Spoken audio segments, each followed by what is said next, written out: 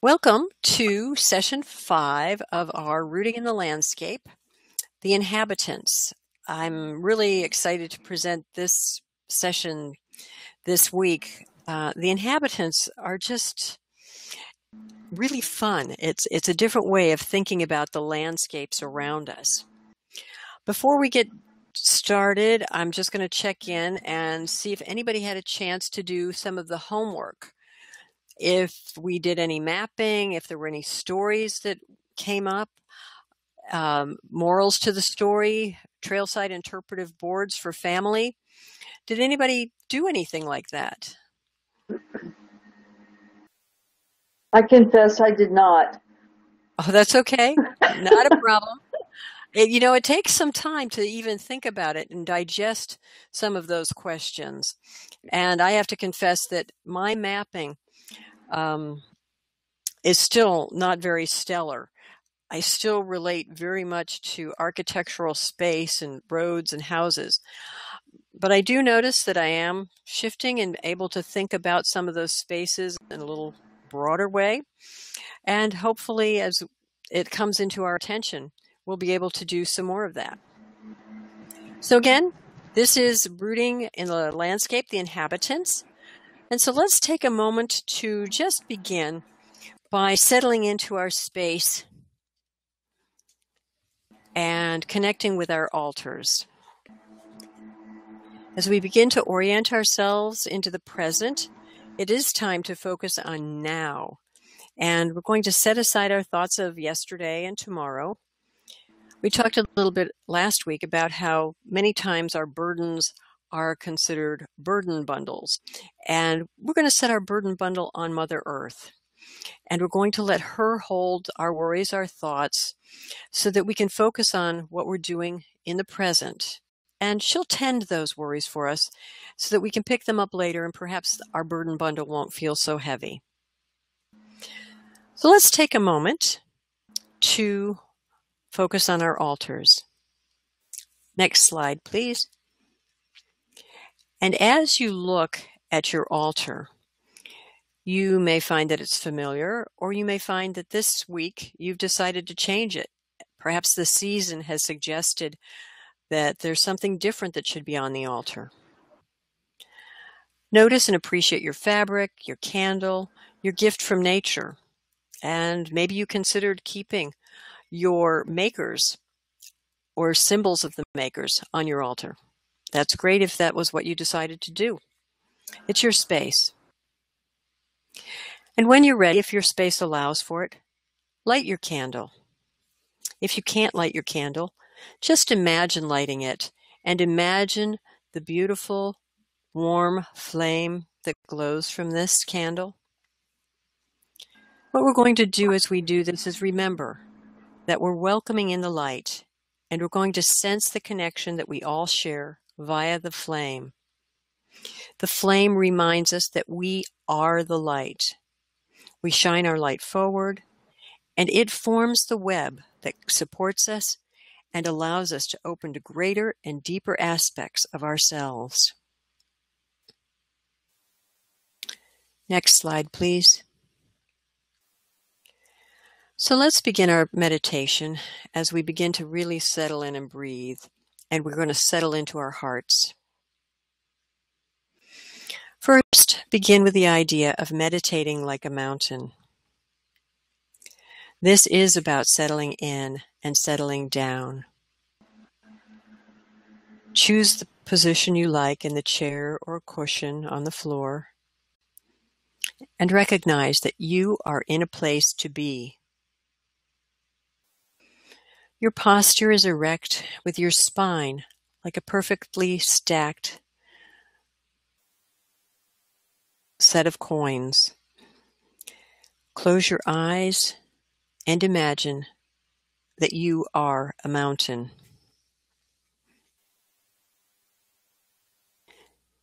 Time for you is eternal as you take your seat as a mountain. Sense this mountain in as many ways as possible.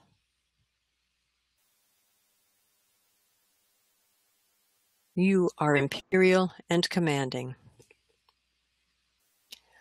Rest in this for a few moments. Feel what it is like to have this seat, to hold this posture. Ask yourself, what is it like to meditate like a mountain?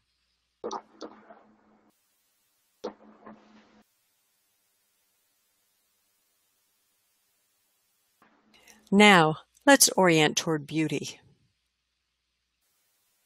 In one tradition, the next step is to meditate like a poppy. Now is time to connect to the natural object you have on your altar that represents beauty. This is your gift from nature, your gift of beauty. Meditate like it. Sense it in as many ways as possible. If you wish, you may reach out to it and touch it. Ask yourself, what is it to meditate like this object from nature? Rest in this connection for a few moments. Can you notice where you're having thoughts about your object? Is this action somewhere in or near your head? Elsewhere? See if you can move that action into the area of your heart. Gently. Extend to your object from this place, sensing the beauty, the light. Now ask yourself, what is it like to meditate like this gift from nature?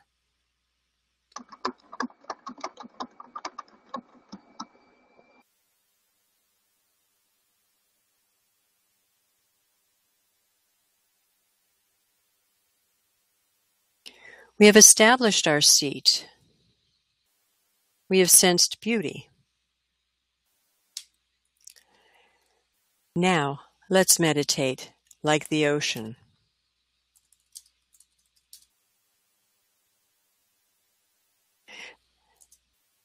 The ocean is a vast landscape, and it is a place of great cycles and tides. It's a major source of the oxygen we breathe. As we meditate like the ocean, we notice our breath. We breathe slowly. We breathe rhythmically.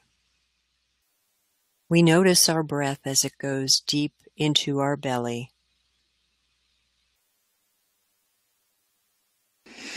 We breathe in, we exhale, slowly, rhythmically, like the waves of the ocean coming to shore and receding, in and out. Find your pace. Meditate like the ocean. Let's rest here for a few moments.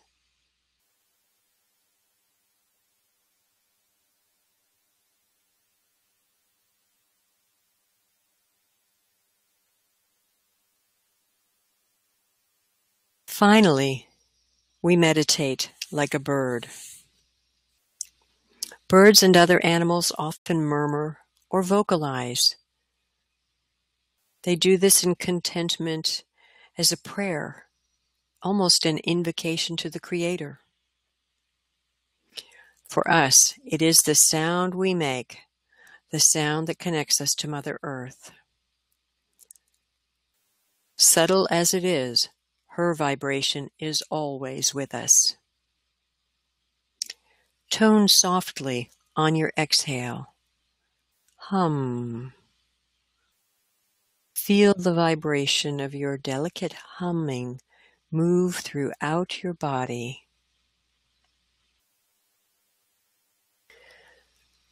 As you hum, feel the vibration extending your awareness out from your body to encompass your altar, going into the room, out of your home, into the neighborhood, your city, perhaps even the countryside, and as far as you can. Continue humming and toning to yourself. Enjoy this sense of extension.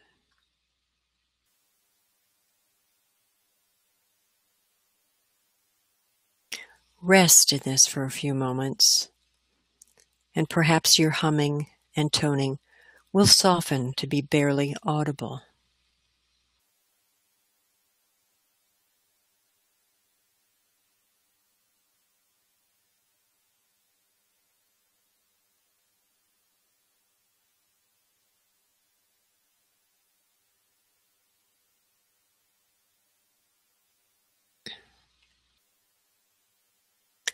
Let's take a breath in and let out a breath and begin to bring your attention back to this moment, back from our meditation, back from the birds, the ocean, the flower, the mountains.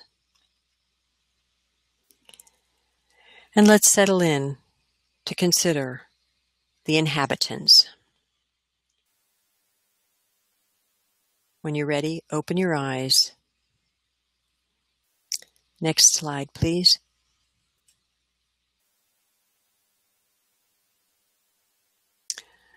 The quote for this week is from Caitlin and John Matthews. And they say in their book, Walkers Between the Worlds, "It is evident that in the foretime of prehistory, landscape and cosmos were formative sacred influences, and people had an understanding of reality's two sides, of both everyday consciousness and that unseen but no less real otherworld, inhabited by the dead and other spirits." This week, it's our intention to look at that no less real otherworld that's inhabited by the dead and other spirits.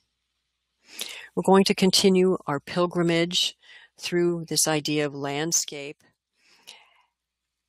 And thus far, we've explored a lot of different ways that we perceive Mother Earth. We've checked out belonging and connection. We've looked at direct interaction we have with Mother Earth as we perceive and respond. We've contemplated our origins. And last week, we looked at various expressions of intelligence. And we understand that this intelligence that's in the landscape, that's in our world, has been expressed through the language of mathematics, and we can describe these relationships as waves, motion, and light. Some of these things we can see with our physical apparatus. So I can see light as it streams from the sun. Yet there are wavelengths that I can't see. I can hear sound as it comes to me in waves, but some are out of my range, like a dog's whistle. So what we're going to be checking out today is this idea that there are probably, and we know they are through our direct experience, ways to interact with and connect with other intelligence that's tied to particular landscapes. And these are our other inhabitants of our world. We've touched upon some of those intelligences. We know them as makers. We know the makers as the verbs, air, fire, water, and earth. They come together and make everything in our world. Our bodies, Mother Earth, the plants, animals, the minerals. They're the architects of things seen. It's my sense that they are also the architects of the unseen regions of our world. And along with the guardians and keepers, they create a hierarchy, an order, a sense of system into which we all fit in certain ways. Next slide, please. Quick review. We talked about the holon, and that was a use of the language as applied to landscapes from Pogachnik. And this is a piece of landscape in which there are systems that work together as vital energy streams, consciousness networks, and a multitude of pieces of solid matter that are permeable and multi-layered. And so here we have the idea of a holon centered around this beautiful tree. Think of a sphere, and within this sphere, there are all sorts of beings inhabiting this. And because it's within this sphere, and because there is a sense of system, harmony, and power within this, we begin to think of these beings within this system as they relate, as intimate with one another. And this is where the language comes of the cohabitant. A cohabitant is one who lives with another in an intimate relationship. Examples of cohabitants who work intimately together come from a lot of different realms, a lot of different disciplines. And the two that stand out most for me are those who work with plant spirit medicine and the macrobiotic philosophy of diet. We may have mentioned this before, but when you think about a plant spirit worker, they tend to work with those plants that live within just miles of their front door. That's because they share this space, they're intimate with one another, and that intimacy has allowed them this bonding that happens between cohabitants, which creates relationship. With the macrobiotic philosophy of diet, once again, it's expressed that because you share this space, this place with one another, there is a harmony that's created between you and the beings within this place, so that when you consume plants that are grown within miles of your home, there's harmony, which eliminates this idea of dis-ease. You create ease through doing that. So these are very observable relationships. Wise women, shamans, practitioners gain special knowledge from plants in the kingdom, and we've seen observable relationships like spirals, whorls, ratios of leaf to stem. All of this is very observable. However, we can extend beyond that and have a sense of harmonizing with that which we don't see, especially when we drop into the heart connection and we learn to listen. And so some of this flows to us from non-ordinary reality. We begin to perceive this intelligence. And as we begin to perceive this, it's highlighted for us, it's underscored for us that we are not alone. And we begin to appreciate that we're part of a vast network of beings, both seen and unseen. So the question becomes, how can we find these cohabitants? What language do they speak? How can we communicate with them? Certainly we understand we have a method through dropping into the heart. But is there something else? Where are the maps that we have into these realms of our unseen cohabitants? And we've touched upon this a little bit in other sessions, that our maps to the cohabitants come in story, lore, legend, and myth. Next slide, please. So thus far, a lot of our pilgrimage has taken us to landscapes that are very land-based.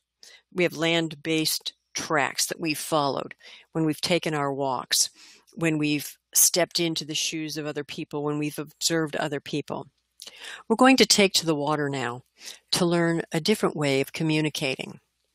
And Polynesia is a wonderful place to step to the sea. So Get comfortable. Take a deep breath and close your eyes if you'd like, or keep them lightly open, as long as you're comfortable.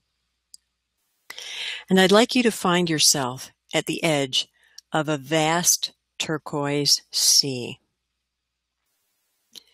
Feel the tropical breezes sweep delicately across your skin, and feel the play of the wind teasing your hair.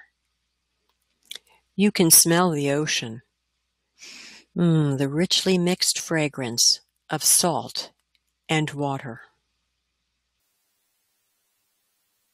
A short distance from the shore, you spy a sailboat. A friendly captain waves to you, and you wave back. He beckons you to come aboard. You wade out into the warm water that gently pulses against your legs. The sand beneath your feet is velvety soft and massages the soles of your feet as you dig into it to step forward. The boat has a shallow anchorage, and the water is barely chest high when you reach the boat and climb aboard. The captain greets you and offers to take you for a sail. You agree and are given a prime position on the deck so that you can observe his methods. You sense the weight of this gift and sit, knowing to pay attention to all he does as captain and navigator. The anchor is weighed and the sails billow. The wind rises ever so slightly, and the little craft is off. It skips over the gentle swell, and you enjoy the rush of the wind upon your face and the sun glittering off the water. In only a short time, you notice that you're far out to sea, and there is no land in sight. A faint flicker of concern washes over you. You look to the captain, who smiles. The sun passes its zenith, and there still is no land in sight. You wonder where you're going and how the captain knows where he is. You've seen no sextant. You've seen no compass. Your mind is filled with the question, how does the captain navigate upon the sea? Still smiling, the captain locks the rudder and looks over into the sea. He speaks a Samoan dialect, which you, in this place and time, have the gift of understanding. As if in answer to your unspoken question, he tells you of the fish he sees below the surface and the clouds above the sea. He tells you of the kinds of waves you ride, the color of the water, and the currents he feels telegraphed through the rudder. He reaches into the water and scoops up a handful, which he brings to his lips, telling you about the taste. All these things he has studied for years to know their subtleties. You know somehow that all of these tell him where he is on the sea. You look over the side of the boat, and concern disappears. You can discern nothing. You appreciate the captain as a man of the sea who knows so much. You relax into the wind and the roll of the craft. The rise and fall of the deck soothes you. You focus on the sound of the water as it's cut by the bow. Above the soughing sound, you hear what sounds like a prayer. Startled from your reverie, you turn to see the captain looking intensely at the sea. Your gift of translation, still intact, enables you to understand that he invokes the help of Tuarati, the ocean lord, to guide his mind as navigator. Another answer to your question. Your mind expands to consider the ocean as having a lord. The glimmer of this possibility races outward to open your thinking. If there is an ocean lord, perhaps there is a wind lord and a lord of the sky, and on and on. Just as your mind begins to ease from this excited surge into new vistas, you notice the captain breathing in a particular way. You watch as his breathing takes him into an altered state. You know to mirror his breathing so that you can understand this action he is taking to navigate the boat. While you cannot experience it directly, you witness the captain who is in direct communication with the Lord of the waves. Without a doubt, your gut tells you that this, too, is a way that the captain knows where he is and where he must steer while at sea. The captain remains in this altered state for some time. You breathe with him, witnessing the communion. Slowly, the captain returns to ordinary awareness. He smiles at you, tastes the sea, and points. You look in the direction of his gesture and see land. The little boat makes its way toward the hump of land on the horizon. As if in the blink of an eye, the captain guides the craft into a peaceful inlet where the water is shallow and the beach a swath of white sand. He tells you that you will rest here before the return trip on the morrow. In the meantime, you may swim, fish, and dine with his family, who awaits you in their home a short distance from the beach. You thank the captain for the ride, and more importantly, for his teachings about navigation. They are truly a gift that you will use as you continue your pilgrimage into Mother Earth and her many landscapes. Slowly, when you're ready, bring yourself back to this place. Time.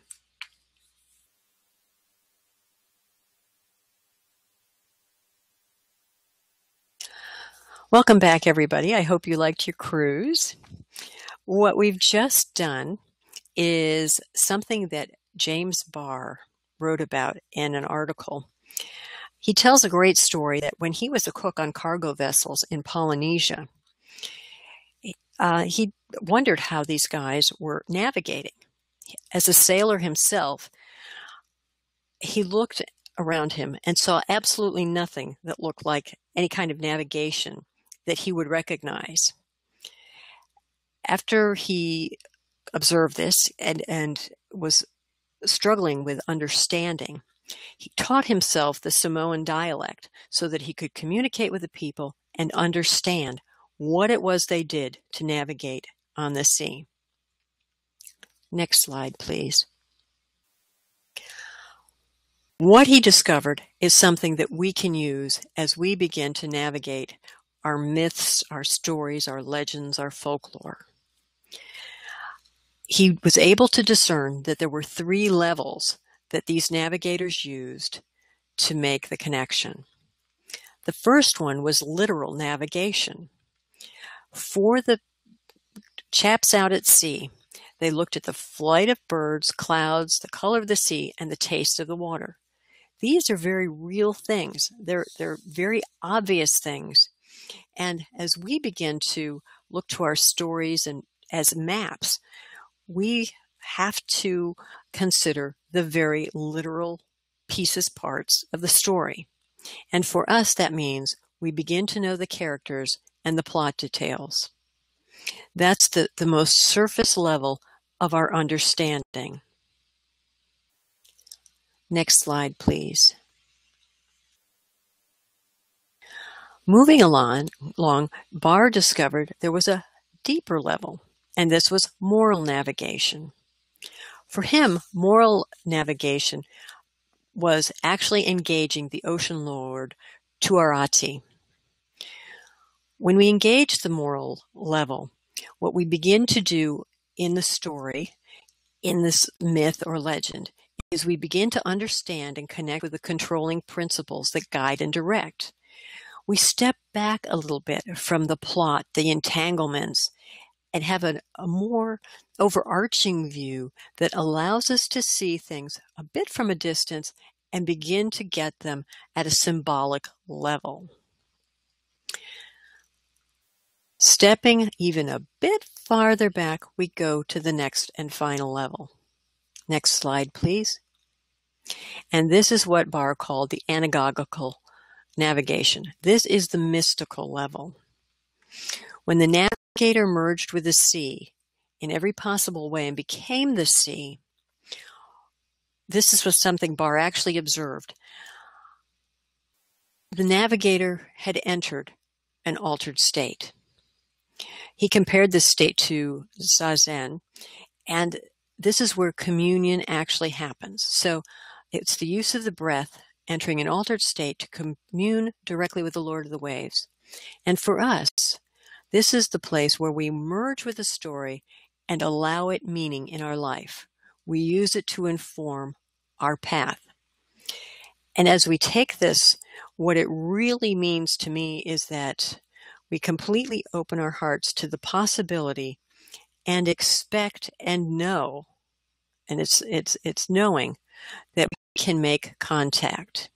And it's having the patience to do that. And as Barr noticed, an altered state is very useful to do that. So meditation, moving through heart math to get to the heart center, the shamanic journey, these are all ways that we can expand on our understanding and make contact with the inhabitants, our cohabitants with which we share our world. A lot of people have maps, and I think sometimes in our culture we feel a little bit bereft because our maps are not clear. They come from diverse regions of the world because we are a melting pot. We don't have a single story that we follow. I'm always reminded of the Huichol people who take their children through an exercise to teach them how to meet the spirit of peyote, which is very much part of their practice. And so the children are guided from point A to point, call it G, whatever. And along the way, they meet those beings that will help them understand the power of their spiritual system and explore their cosmology. Since we don't have a shared cosmology, we have to look to other people and to look to these means like Barr to be able to take what we do know and begin to unwrap it and unravel it. Just for fun, though, we're going to look at some of the other people's stories, and maybe this will jog for you a connection that you may find that you already have. Next slide, please. Dana, before we move on, did you see that Jeff had a question? Oh, yes, please. Do you see the comment that says... Oh, by the story in this slide. What we're talking about with regard to story is that we're trying to find where our cohabitants are so that we can make connections with them. And without jumping the gun too far ahead, we do have stories from our backgrounds, various backgrounds, that tell us that there are other beings in other realms, the other world, with whom we can make contact. What we're trying to do is to use those stories that may have been admonitions against doing something or whatever, and we'll probably see a little more of this unwrap as we go along, to delve into those stories, give them meaning for us, and allow those stories to inform us through direct communication with some of our cohabitants. And so there's not a particular story, there's not a particular myth, but we're looking at that as an overarching concept, that those are our maps. By way of example, we can look at the Grail stories, we can look at Arthurian legend, we can look at some of the cycles of stories, the Eddas. We can look at those and begin to explore them and do it at a different level that allows us to make contact with cohabitants. Hope that helps a little bit. Thanks for the question. Great question. So, as we explore this, and maybe this will help clear it up a little bit too, this idea of story. A lot of different cultures have maps that they have that they center upon their cohabitants. So they know where to find their cohabitants based on their stories and their cosmology. For example, we look to Japan, upper right-hand corner, we have a postcard from Japan. And what features there most prominently is Mount Fujisan. This informs us that within that landscape of the mountain, there is a connection that can be made with cohabitants. We learn as we explore more deeply that the Japanese understand that the kami, K-A-M-I, live in the mountains. They live in everything from rocks and trees and hills and caves and oceans, but mountains are particularly important. And mountains are so important to the Japanese psyche that landscape architect Takahiko Higuchi categorized 7 types of mountainous configurations, all of them that bring particular beauty and connection to the Japanese people. So we begin to see here that there's a particular connection with mountain. There are Khanty people who live in Western Siberia. For these people, the indwelling spirit in all things is called Lil. And things that have Lil are Lilenki, or animate. There's another sense of spirit they have, which is called Lung, and a special spirit they call Und Lung. And this is a forest spirit who lives in the boggy terrain of the taiga. The Khanty people recognize where Wuntlung lives, where his earth house is, by the raised tussocks from the bog. And when they want to contact Wuntlung, they will often go find one of those raised tussocks and leave an offering on it for him to help in the hunt. That's where they have an interface with spirit. The Buryat people of the Siberian region around Lake Baikal. For them, all mountains, streams, forests, and individual rocks and trees are the home to nature spirits called Gazrin Ezin. And some of these spirits that have become nature spirits used to be human spirits. For the Buryat people, they believe in a multiplicity of souls, so that there are 3 soul pieces that actually form a human. Upon death, 2 disperse upper and lower regions. 1 actually remains in the earth. And this soul finds a place within nature to live. And again, for the Buryat people, they have mountain spirits that are so strong that they're considered to be responsible for the well-being of food plants. And they know, again, that there's an interface between mountain and people and spirit beings. For them, if a horse or sheep goes missing, it's assumed that the mountain spirit has taken it as an offering for continued support and for appeasement. And in the bottom right-hand corner, we have a postcard from Iceland. It says, "Greetings from the elves." The Icelanders are very connected to their rocky and harsh terrain. And for them, elves live in the rocks. And the people will go to great lengths to not disturb rocks that are specifically known as elfin habitat. These people have maps, and when I talk about group sweet spots, remember we talked about sweet spot earlier on being harmonious place. Sweet also can convey the idea of meaningful. So for various cultures, there are places that are particularly meaningful for them because those places are primary interfaces between ordinary reality and the other world, where cohabitants, that are unseen beings with whom we share this place, can make contact.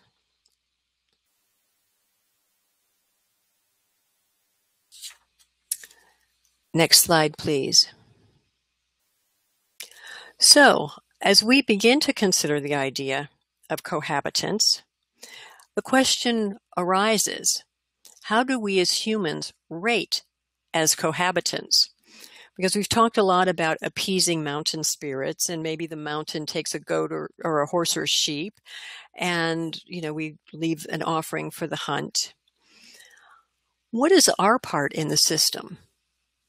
And I think these are interesting questions to begin to evaluate, because as cohabitants, we are part of a system, and we're part of an order or hierarchy. So what is our role within the system? And what are the rules of courtesy that we must observe within the system? And as part of an order, what's the place? What are our rights? What are our responsibilities? And I think the most important question here is, do I impose my dream onto my cohabitants? Because as we consider these questions of systems, order, and hierarchy, and the idea that we all have a place, we all have some kind of role and connection in this great communion that we have that creates the world in which we live, we all have a role. And because we all have a role, there's a piece of the dream that we each have to allow to come forward. So as we struggle to become authentic ourselves, our cohabitants are doing likewise. And when we feel that we have wisdom, knowledge, or perhaps muscle to put our dream on them, perhaps somehow that's contributing to the breakdown of the dream of the whole system. Next slide, please. Which brings us to the views that we share of Mother Earth. And I was surprised as I was looking through some old notes. I came across a comment from 1979 that said, science will not get us out of our crisis. It's going to take the nurturing of our various cosmologies to do so. And as I considered that, it reminded me very clearly of this breakdown of view of the planet. In terms of ecological systems, in terms of understanding our cohabitants, we as humans employ one of two views as we look at Mother Earth. And Stokel's has put this forward, an academician. And he says that one view is an instrumental view. The instrumental view strictly focuses on material features, what we can get for what's there. And so there's digging for oil, drilling for oil. There's agribusiness, vast farming. There's strip mining. This is a focus on material features that comes oftentimes perhaps from a sense of greed. The other view is the spiritual view. The spiritual view emphasizes symbolic features.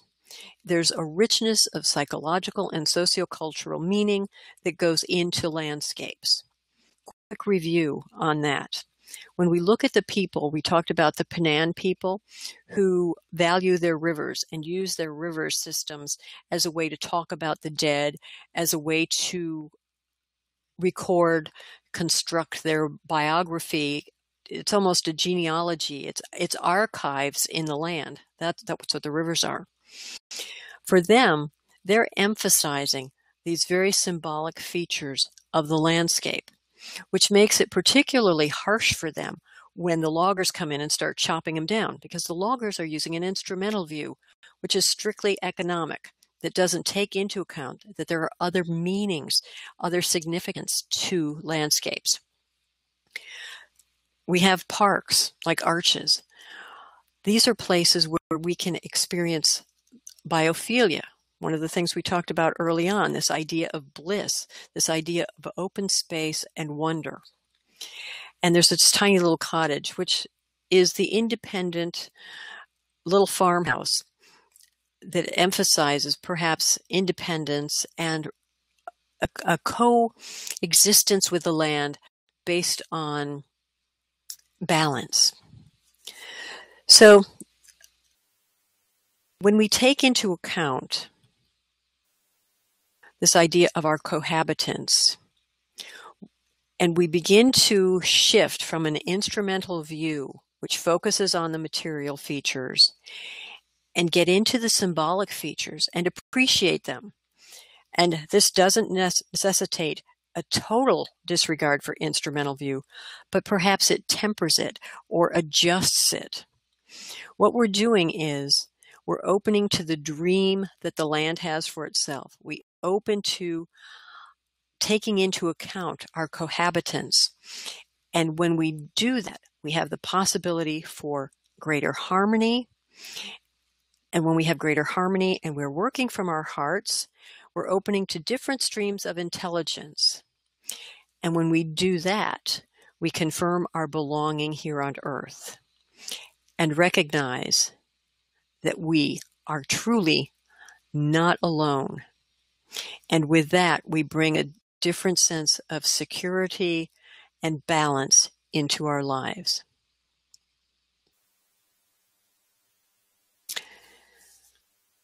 Next slide, please.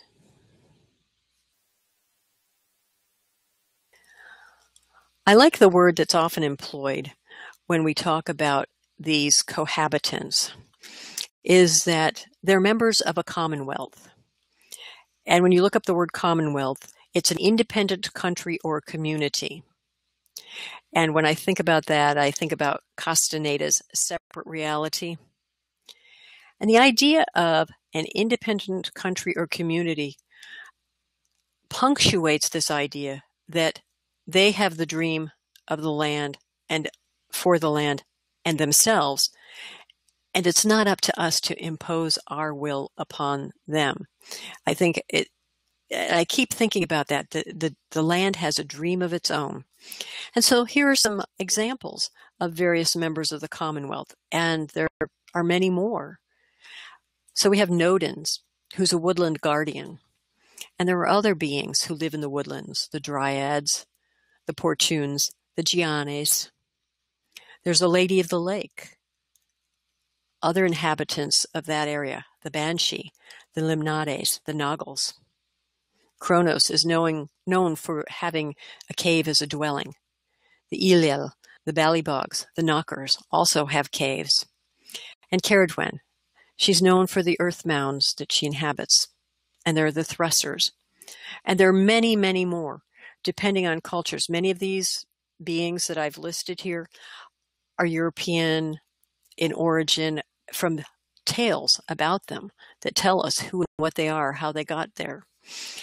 If we expand our vocabulary to include Asia, Africa, South America, even North America, we'll have many, many more examples of various members of the Commonwealth, our cohabitants.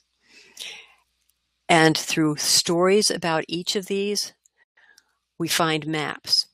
And when we read those stories about these inhabitants, our cohabitants, we can use what Barr has taught us. We can look at the very basic literal pieces to discern plots and characters. We might learn something about them. Then we can go to the moral level and begin to dissect, what are the guiding principles involved in the stories of the Ballybogs or the Portunes?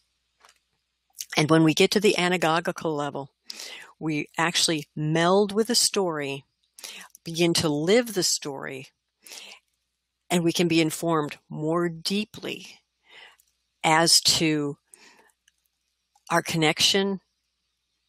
And it's another stream that we've opened to of information and intelligence. Next slide, please. So as we begin to wrap up And this might just be a time to throw out a few comments. We have lots of stories. And even if we didn't always believe the stories, there were times when we were connecting with beings that were otherworld. So does anybody have an idea of a story or a cohabitant with which they're familiar? And Jeff, I see a question. I think does the anagogically, I'll let you finish your question.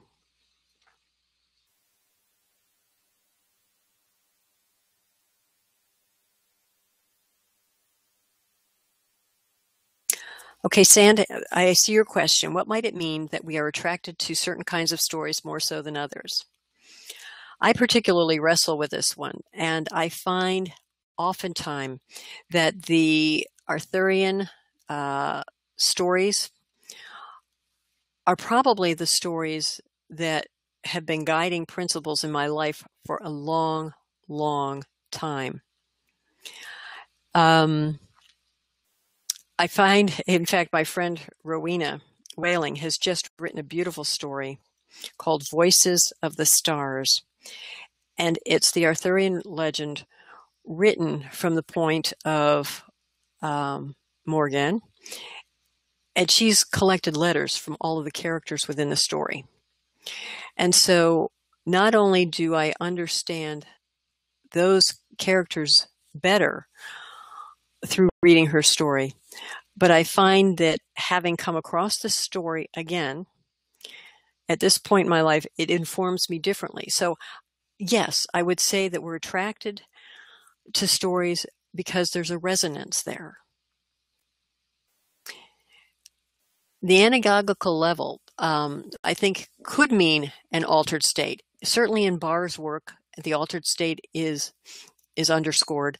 The navigator who was using his techniques to navigate the Polynesian seas did go into an altered state. And the altered state, just to be clear, doesn't mean you have to trance out. It can mean light meditation. It can be taking a journey. It can be employing heart math. It can be anything that shifts you out of your ordinary daily waking state. It just is a state in which I think you're more open to possibilities. We've talked a lot about this idea of altered states, in the idea that when we get into those states, there tends to be a moment here and there within a particular practice or discipline where there's a gap. There's that liminal space. And when you enter that liminal space between thoughts and you're completely open, suddenly the realm of possibility expands. And so the possibilities for different information and streams of intelligence can come in and inform you in different ways. And I think we need to slip out of our regimented, wakeful thoughts for that to happen. Hopefully that helps. I'm hoping I'm answering the questions. I get kind of sidetracked, especially when I think about the Arthurian stuff.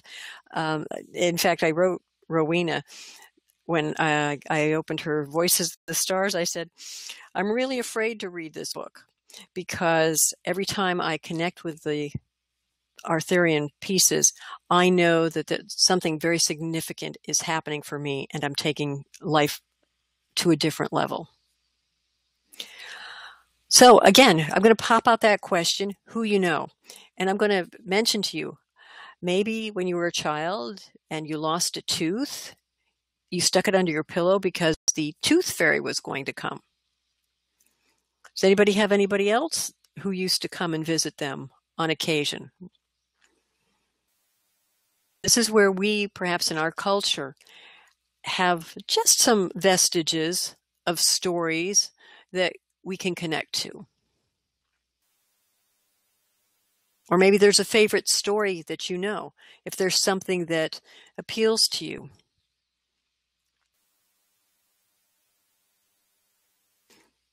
It may have nothing to do with trolls, elves, or fairies, but I think it's cool. An old man lived in the forest and I would visit him. No one else could see him. So that's the beginning. That's a wonderful thing. How old were you, Sand, when that was going on? If I may be so bold.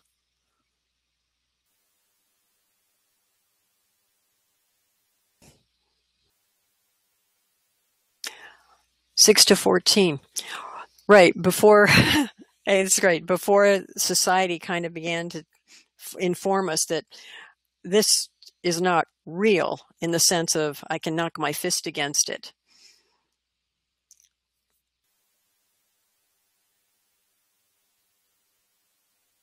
I think it's interesting that there are a lot of stories, particularly now, that are very popular. And the most obvious one is the Harry Potter series, really putting forward that there are other beings, there are magical beings in the world. And some of that touches upon what we talked a little bit about last week, that all of them have their own dream of themselves. They all have their own nature. And it doesn't mean that just because they're of the other world that they share perhaps our view of morals. They may be very different in nature and understanding of what is right and wrong. Their understanding of that may be entirely different from ours as human beings. Oh, and I liked what you said, Sand, that this contact you made wasn't just real, it was realer. And that's really cool. Because oftentimes that's exactly what happens when we come in contact with that which we consider otherworldly. It takes on a different quality that is more intense, is realer than ordinary reality. And sometimes I think some of that happens because we are in a slightly altered state. And some of the, I keep thinking reticular activating system, whatever, that screens out all the junk that comes into us at all times, isn't operating so fully. So more of the intensity can come in. It's not filtering out to what we need to attend to, the clock, somebody knocking on the door, that kind of stuff. So it does become realer. Well, I'm just going to kind of wrap this up. If we stay on a little bit afterwards, like we last week, that's great. So let's just take a moment to kind of center. And in your paperwork, your worksheets, you have your little exercises for next time. Ideas about how perhaps to develop some intimacy with the land, the earth, its dream, and perhaps a cohabitant who will step forward and express the dream of a particular place to you. Next time, just an altar reminder, we're going to include something we consider sacred on our altar. Once again, let's take a moment to focus on our altars. There's a cloth that can define a base and the space. And if you need to at any time, you can consider this as a place to feel calm and centered. You have an object of beauty that ties you to nature and Mother Earth. And you have a candle, which represents your inner heart light that's part of a vast web of consciousness that extends in all directions and all dimensions. Take a moment to concentrate once again on your breath. Connect to the ocean and that sense of rhythm and breathing. The ocean is another metaphor for our participation in a vast ground of being. Know that what is part of you is also a part of the ocean. Your cellular makeup and your breath are all reflections of that great body of water that gives our mother her portrait in space. She is our pale blue dot, swirling through the cosmos, holding us as her children, and sharing with us her awareness and nurturing. Feel the power in the great systems of which we are a part. Power that flows to us as energy and intelligence. It is up to us how we approach and use that power. It is up to each of us to make wise choices as we step out into the world and interact with all the great forces of nature and life. It is up to us how we engage with our cohabitants. Working with the land and landscapes is an avenue to discover and understand our multidimensionality.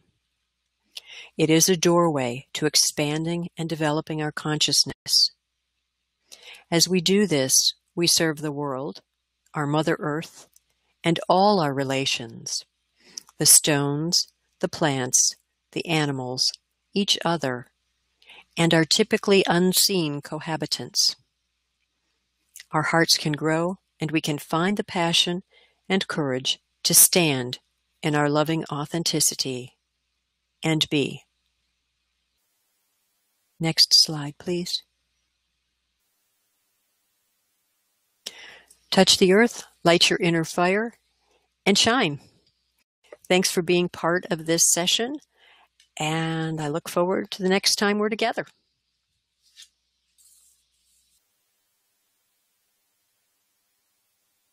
Okay, and I'm going to go ahead and stop the recording, okay? Great, thank you. And then we can stay on if anybody has any other questions.